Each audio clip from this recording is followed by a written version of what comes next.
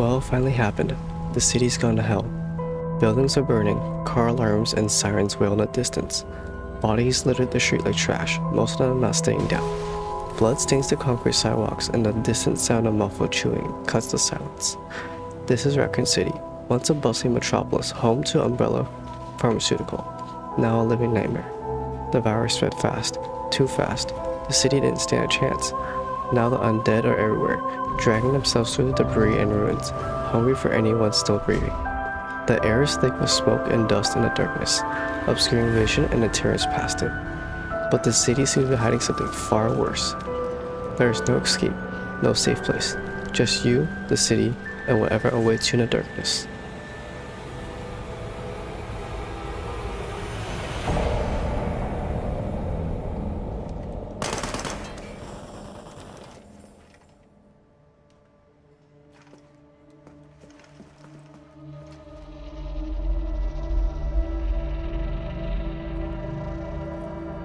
The world of Resident Evil is a melting pot of dystopias, a collision point between science and greed, manufacturing horrors beyond imagination.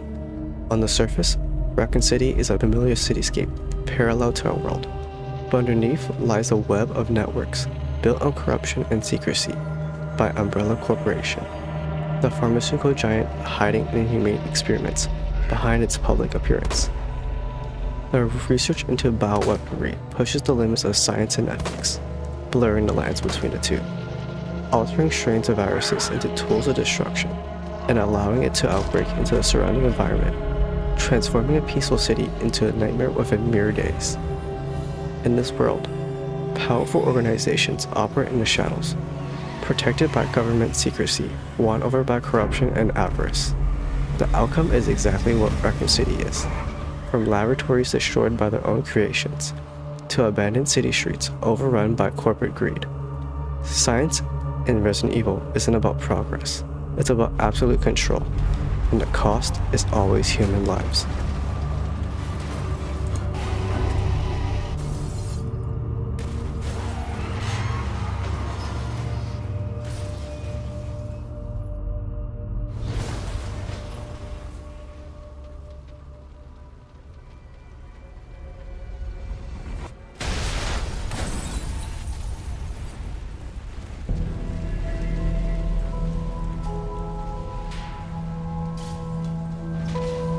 In Resident Evil 2, the player can follow the story of either Claire Redfield, a college student searching for her missing brother, Chris Redfield, an officer of Raccoon City's police department's STARS, or Leon S. Kennedy, a rookie RPD cop starting his first day at work. Their paths cross in the start of the storyline, but are separated by an unfortunate fuel tank wreck, preventing either from reaching each other. Both journeys are independent of one another, each facing different horrors in the same hell that is Raccoon City, unveiling parts of the truth hidden away by the Grand Mastermind, Umbrella Corporations, an organization capable of manipulating an entire local government and have it within their palms.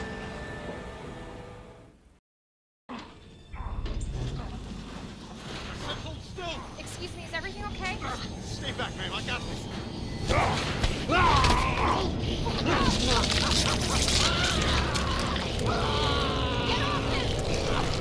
I said get off him!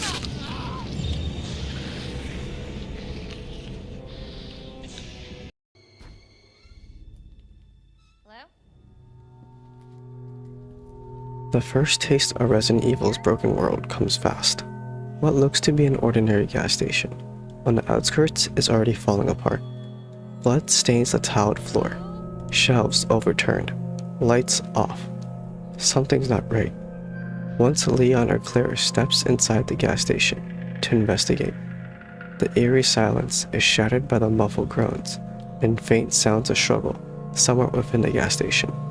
Upon further search, an officer can be found seemingly bleeding out in a corner of the gas station, pointing towards the walk-in refrigerator when asked if help was needed. This is when he slams and locks the door behind us, forcing us to only head forward. What the hell?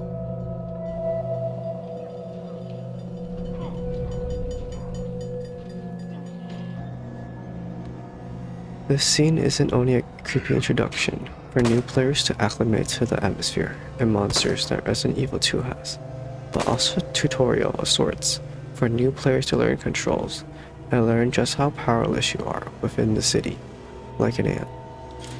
Learning how many bullets are needed to down a zombie, where to hit, how much damage each bullet inflicts, and how these mechanics form the main mob in the game.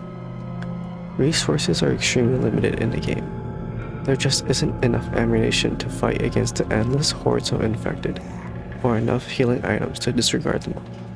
The player has to play strategically to be able to progress in a story. The oppressive atmosphere exuded from the grim environment, amazing game and narrative design combined is what sets Resident Evil 2 as a masterpiece of survival horror. This scene isn't only a creepy introduction for new players to acclimate to the atmosphere and monsters that Resident Evil 2 has, but also a tutorial of sorts for new players to learn controls and learn just how powerless you are within the city.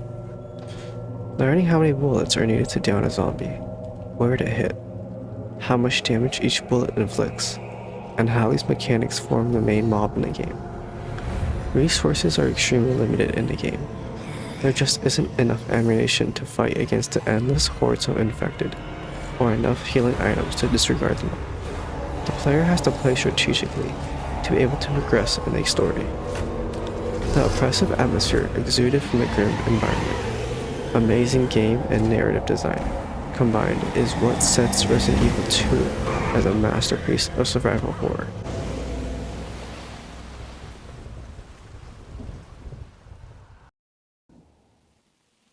Attention all citizens.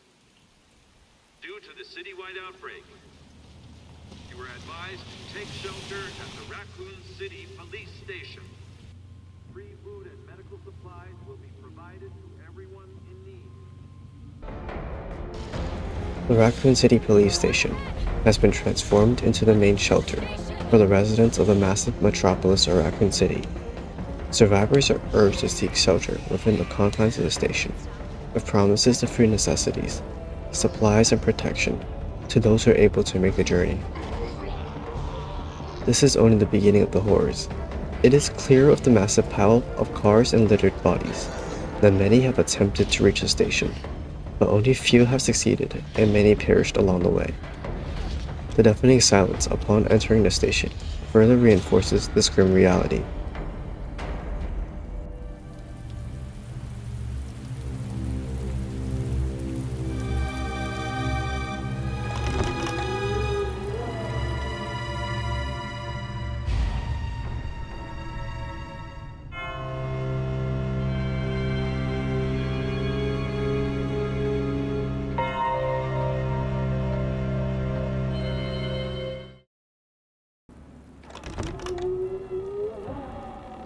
The environment and atmosphere tells a story without the use of words.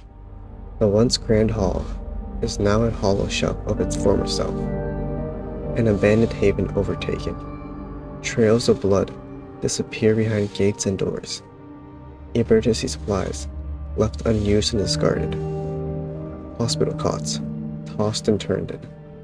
There isn't any presence of survivors left, only traces of what they have left behind. It becomes apparent that the RPD isn't a shelter. It is a tomb for those who enter. The chilling silence is a cautionary reminder that the only person you can rely on is yourself. You're inside too. David! Marvin! You there? I found a way out! It's in here!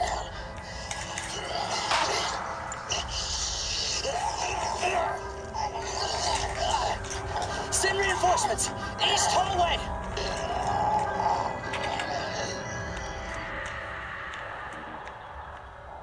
I should help this guy.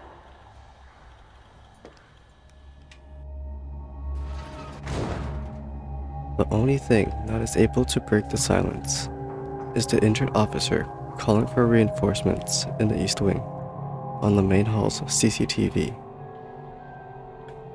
Apparently, he has found a way to survive an escape route out of the city. The player has to find a way to rescue the officer, not only to protect one of the remaining survivors, but also to ensure that there is a safe way out of the city. This would become the first encounter with the horrors beyond our comprehension. Open up! Hurry! Open up! Open this goddamn door! I'm here! Open the door! Hurry up! Hurry up! Open it! Here, give me your hand! Help me! Hold on! Give me your other hand!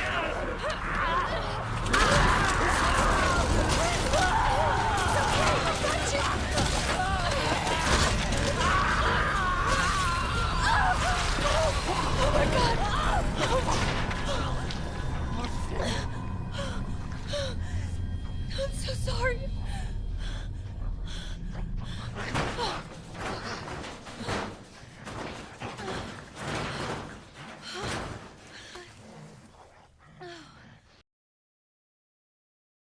The officer is killed.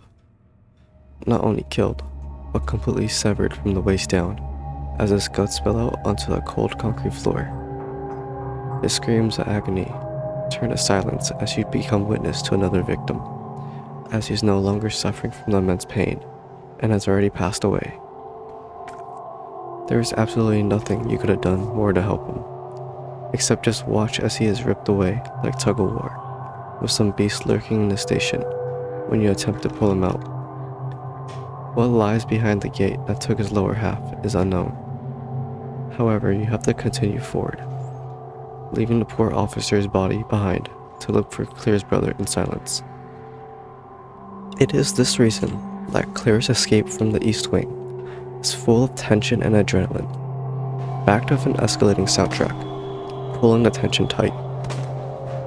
After seeing what these monsters were capable of, inflicting on their victims, who knows when or if the next victim will be you. This creates desperation as Claire sprints towards the ajar gate, weaving past zombies to crawl past the gate. As she gets halfway through, she is grabbed by the ankle, slowly getting dragged back into the hallway.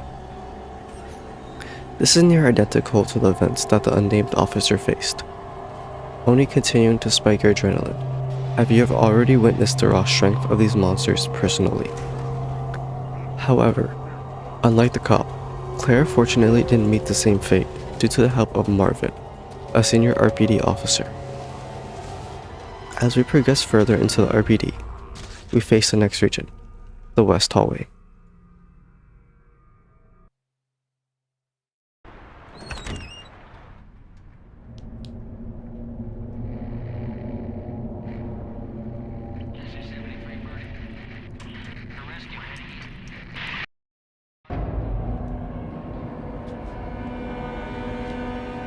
The West Hallway is a new area unlocked after Marvin saves Claire. It is an area filled to the brim with suffocating dread, similar to the East Wing, with bodies grotesquely mutilated and left in such a gory state that anyone can say for certain that it couldn't be the work of anything human. It is likely the work of the monster or monsters that shredded that officer. Walking down the hallway is claustrophobic. Windows open, wind and rain blowing in. Hallway narrow. There is nowhere to go but forward.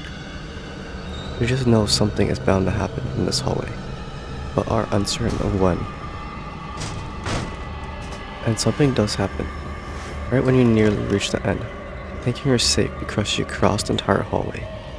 A zombie shatters the window, making its entry into the building, pushing the player into a fight or flight state, sprinting to the next available room, leading to a restricted, dangerous area that couldn't be accessed before from the hall. From this point on, there are no more safe zones like the main hall, only safe rooms. These rooms serve the purpose of subversion, a technique that allows the continuous maintenance of tension and fear for longer periods of time. The maintenance of horror is an often overlooked aspect in many horror games, and is most often their main flaw, preventing a successful horror game.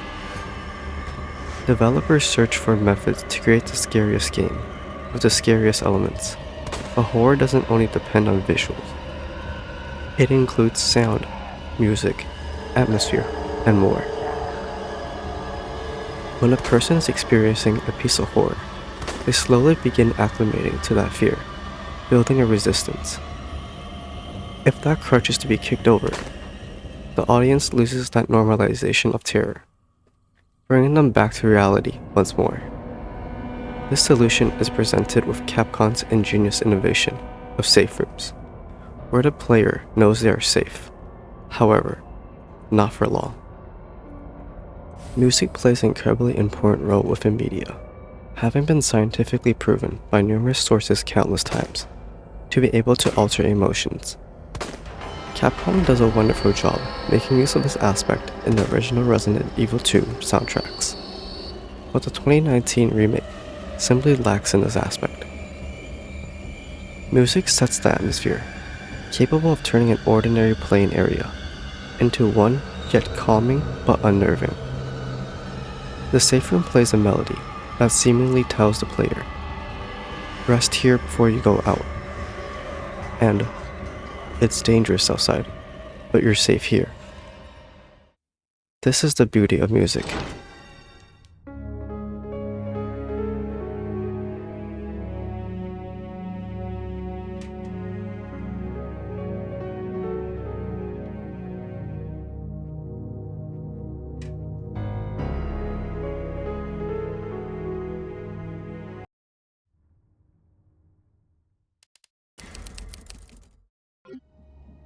It is not long after the save, we witness the beast quickly scurrying past the window, illuminated by moonlight in yet another hallway.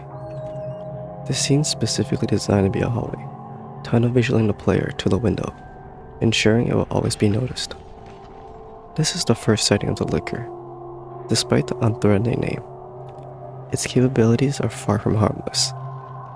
It is the mutated form of the genetically engineered bioweapons made by Umbrella, capable of far more than the normal zombies that were previously encountered. The officer in the watchman's room was likely ripped apart by a monster of its caliber.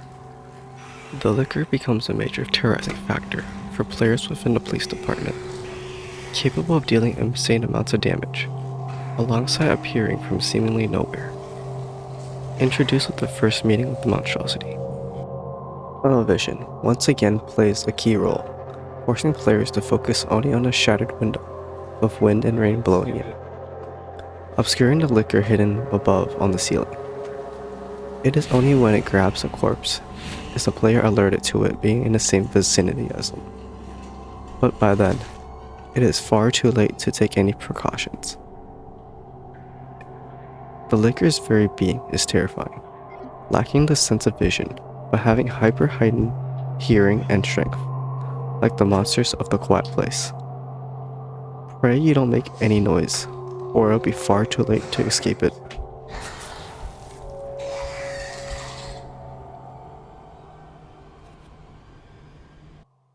After collecting all 3 medallions, spread throughout the Raccoon City Police Department, a new section of the map opens up, leading clear into the basement, and eventually the machinery room, a dark industrial part of the station. It's a claustrophobic place, with giant pipes and machinery, hissing steam into the air. It's here that Claire faces her first major battle, with the mutated William Birkin, a man whose obsession with the G-Virus led to his horrifying transformation.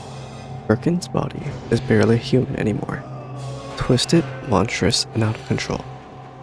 Engagements with Birkin are more about survival than victory. Every swing of his massive arm and charge is a life or death moment, forcing Claire to fight desperately. It's a reminder that Resident Evil 2 is at its core about surviving an unimaginable horror, where every decision counts. But it isn't just Claire's survival on the line. There's also Sherry Birkin, William and Annette's young daughter, caught in the chaos that has overtaken Raccoon City. Sherry is small, scared, and far too young to be facing something so terrifying.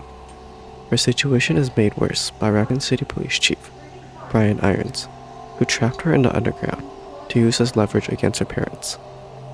This adds an emotional layer to the horror, as she is not just a victim, but also a symbol of the tragedy Umbrella has imposed on the citizens and innocent families of Raccoon City.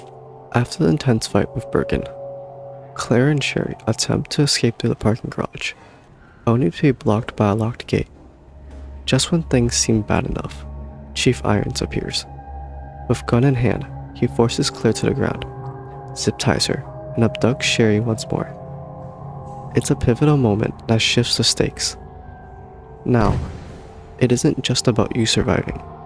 It's about saving Sherry from a man that clearly cannot be trusted. Irons' actions highlight a recurring theme in Resident Evil: abuse of power. While the virus ravages the city streets, the individuals that should be protecting others are instead using the chaos to fulfill their own twisted agendas. For Claire, it isn't just about rescuing a young girl, but also a way to stand against those who use tragedy to exploit the innocent. Just when the horrors of the RPD feel manageable after a boss fight, Resident Evil 2 raises the difficulty rating once more. Mr. X, a relentless, unstoppable force, the Umbrella unleashes upon the city to eliminate all survivors and destroy evidence, makes his brutal entrance, effortlessly lifting the wreckage of a crashed helicopter. His towering frame advances with mechanical precision. Calm, deliberate, every movement is calculated to be the most efficient, designed for only one thing: destruction. Powerlessness is a recurrent theme that is utilized to its best. Leon and Claire may have tried their hardest to fight this broken world and the monsters brought along with it, but it will never be of use. That is what happens when secret shadow organizations run the world, progressing only for the sake of profit, never considering if they should or shouldn't. Mr. X isn't just a zombie or a monster. It is a symbol of the world Leon and Claire live in, where secret organizations operate from the shadows. Bullets, projectiles, acids, flames, nothing downs it. It can hardly be called human now, other than the fact it originally was one, altered and mutilated to adhere to the organization's needs for a bioweapon. What can it be called other than perfection if destruction and indestructibility are the only criteria for Umbrella? Umbrella Corporation may be at the forefront of both pharmaceuticals and bioweaponry development, but it is merely the tip of the iceberg. Beneath the city's ruins lies a more sinister network lurking in the shadows, hidden but no less real.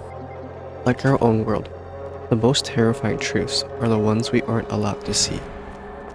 Stalking his prey throughout the game, Mr. X redefines the player's relationship with the environment. Nowhere is safe. His thunderous footsteps echo throughout the halls, with every step building dread, a reminder that the player is being hunted.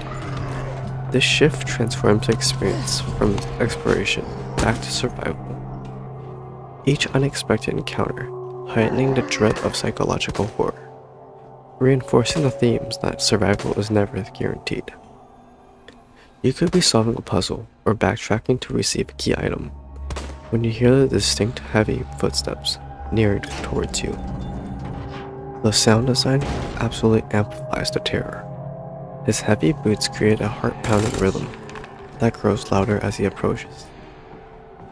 Panic sets in as you realize he is only moments away from reaching you, scrambling to find a hiding place or a safe zone, only to realize that even those places cleared earlier are no longer safe. Mr. X's unyielding stalking is representative of the inescapability of these unseen powers. No matter how fast you run or how far you run, their power remains omnipresent, always finding a way to reach you.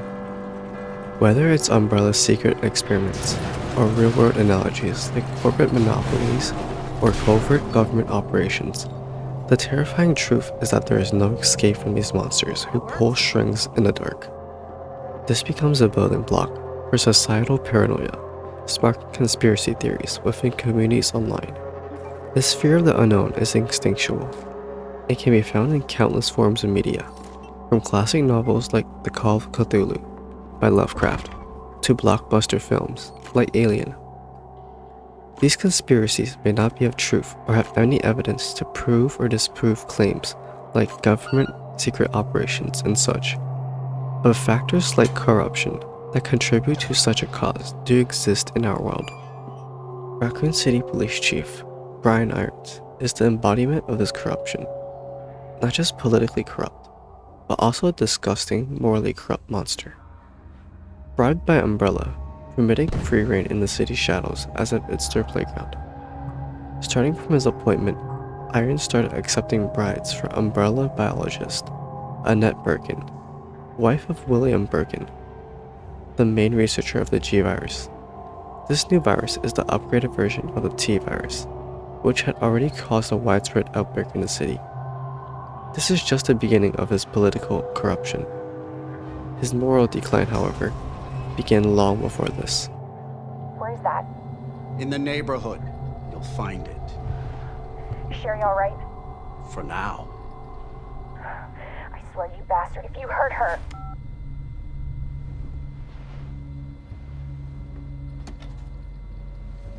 Stupid kid. If you just hadn't dropped that fucking thing, I could let you go.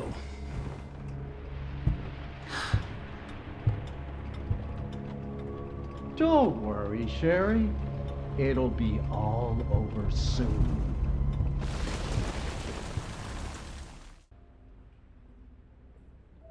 Even before his police career, Irons was marked for serious behavioral issues.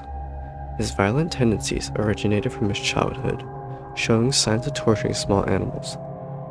As he progressed into his university years, his behaviors escalated to sexual assault, but his powerful connections allowed him to avoid facing justice. This dark past sets the foundation for the man he would become, and his criminal behavior only worsened when he was appointed the role of police chief. As chief, Irons used his newfound power to erase his dark past and indulge in horrific acts of violence. His obsession with dominance and control manifested through his disturbing taxidermy hobby, symbolizing his desire to dominate and destroy life. He also funneled funds into an orphanage, which Umbrella used to secure children for the twisted experiments. Irons' monstrosity did not need a virus to lose his humanity. He was already a monster. During the events of Resident Evil 2, Chief Iron plays an antagonistic role, particularly in Claire's campaign. His sadistic nature is apparent through the mistreatment of Sherry Birkin, abducting and locking her in the underground sectors of the RPD, and later the orphanage. As Clara works to rescue Sherry, players uncover more and more about Irons' crimes firsthand.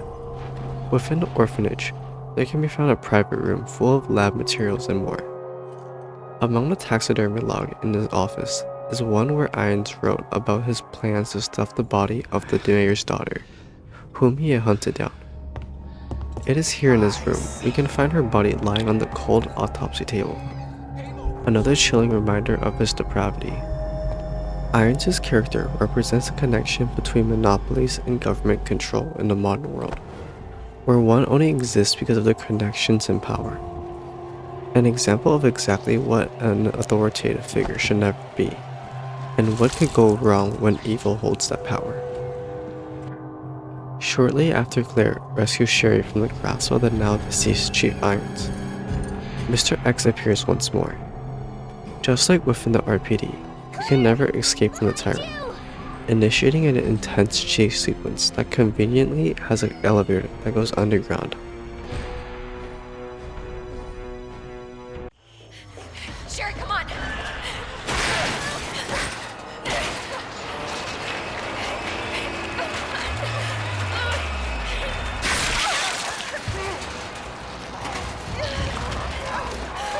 Daddy? What'd you say?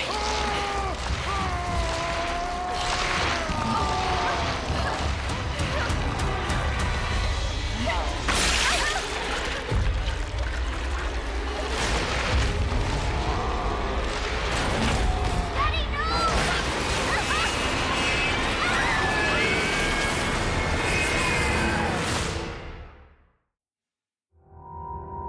Mr. X almost gets to the two, only to be saved by the deformed Birkin, plummeting the elevator down. the camera fading to black. When Claire wakes, she is greeted by Annette Birkin, with Sherry nowhere to be seen, leaving Claire alone to fend for herself.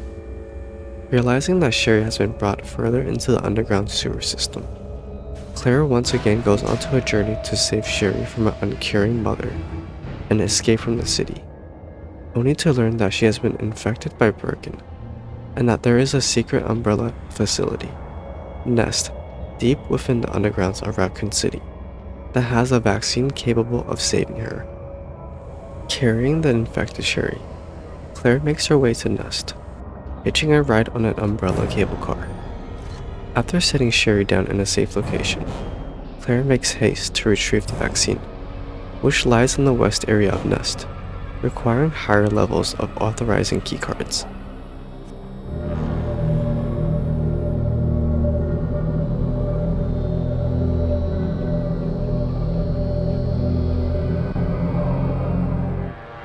The east area is characterized by a new species of mutants, Ivies.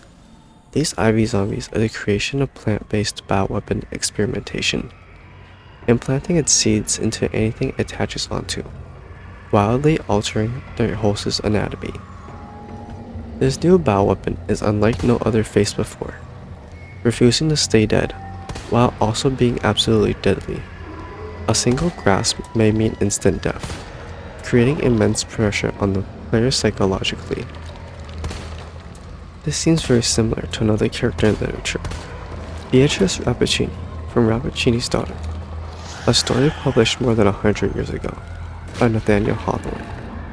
Despite being such an old piece of literature, the similarities between the two are strikingly similar, utilizing nature as a piece of biological weaponry capable of killing with a single touch and loss of autonomy. It is clear that there is some correlation between the two, in terms of abilities, maybe even an inspiration. There is also a theme connection with Rappaccini's Daughter's Beatrice and Resident Evil's Sherry. Both characters' parents play with ethics, developing weaponry through genetic engineering for their own purposes. Sadly, both Sherry and Beatrice are mere pawns in the world's game of chess, living helplessly, slowly losing control of their autonomy. Their childish innocence plays a big role in picturing the cruelty of the world they reside in, where even the innocent are corrupted by higher authority. Claire eventually is able to retrieve the vaccine, but not without obstacles, having to face off Birkin for the third time, this time even more mutated than the last. With the antigen in hand, Annette administers it to Sherry, but Annette, who had been mortally wounded by William Birkin, dies shortly after ensuring her daughter's survival. This emotional moment underlines the destructive consequences of unchecked scientific ambition and power, and how it fractures familial relationships in the world, making this broken world Resident Evil 2 is known for.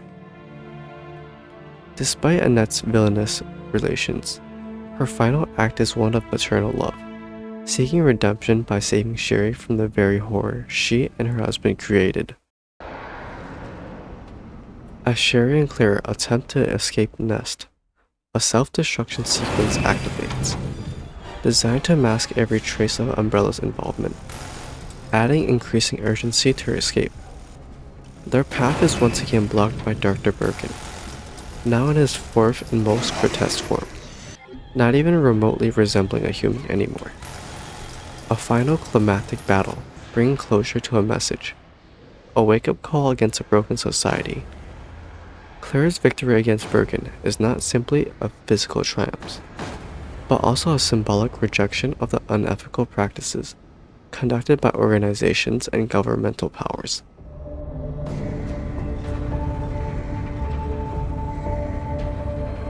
With Birkin defeated, this time for good, Claire and Sherry board the evac train, escaping the collapsing Nest facility, emerging in the final cutscene where they reunite with Leon Kennedy.